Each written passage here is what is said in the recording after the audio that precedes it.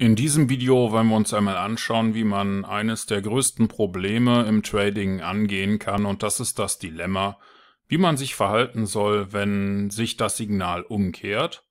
Viele Trader glauben ja, dass in dem Moment, wo ein Signal umschlägt, der richtige Zeitpunkt ist, um alle offenen Positionen zu schließen und eine neue Position in entgegengesetzter Richtung zu öffnen.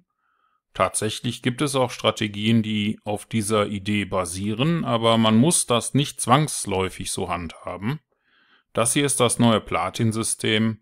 Die aktuelle Version hier im Video ist eine von MQL5 auf MQL4 zurückentwickelte Version und die beruht auf dem entgegengesetzten Prinzip, nämlich auf der Idee, dass eine Position, die geöffnet wurde, nur einen einzigen Zweck hat, und das ist, einen Profit zu erzielen.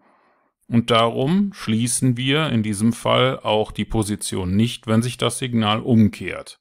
Tatsächlich ist der Einstieg auch nicht das Wichtigste bei einem Trading-System. Natürlich braucht man einen definierten Einstieg, und ohne einen Einstieg wären wir nicht in der Lage, klare Regeln zu definieren. Aber der Einstieg muss nicht zwangsläufig immer in die richtige Richtung führen, damit man ein profitables System erstellen kann.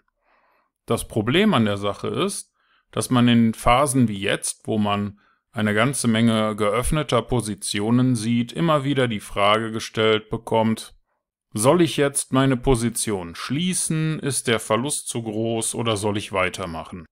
Hier im Beispiel sind wir gerade mit einem 10.000 Euro Konto unterwegs und der Wert für die Equity ist auf unter 9.900 gefallen. Das geht in einem längeren Drawdown noch deutlich tiefer, und je länger so eine Situation anhält, desto unsicherer werden wir als Trader und stellen uns die Frage: Wie soll ich denn jetzt reagieren? Soll ich den Verlust realisieren oder soll ich darauf hoffen, dass sich das alles noch dreht? Allein in der letzten Woche habe ich diese Frage zweimal gestellt bekommen, und darum möchte ich dazu mal meine Idee vorstellen. Und das ist, einfach so lange zu testen, bis man sicher ist, wie man sich in einem speziellen Fall verhalten will. Bei einem Fußballspiel gibt es Linien, es gibt Schiedsrichter und es gibt Tore. Ein Fußballspiel dauert normalerweise 90 Minuten. Und die Mannschaft, die zum Ende der Spielzeit die meisten gültigen Tore erzielt hat, die hat gewonnen. Solche Regeln sind einfach notwendig, damit man überhaupt bestimmen kann, ob ein Ergebnis gut oder schlecht aussieht und ob man noch weitermachen möchte oder nicht. Denn Sie werden selten bei einem Fußballspiel erleben, dass die Spieler nach 3 Gegentoren den Platz verlassen, weil sich das Ganze ja nicht mehr lohnt. Wenn Sie also im Trading das Gefühl haben, dass Ihre Ergebnisse gerade nicht zu dem passen, was Sie sich vorgestellt haben, dann liegt das meistens an ein paar einfachen Dingen. Problem Nummer 1: Sie haben keine Regeln definiert.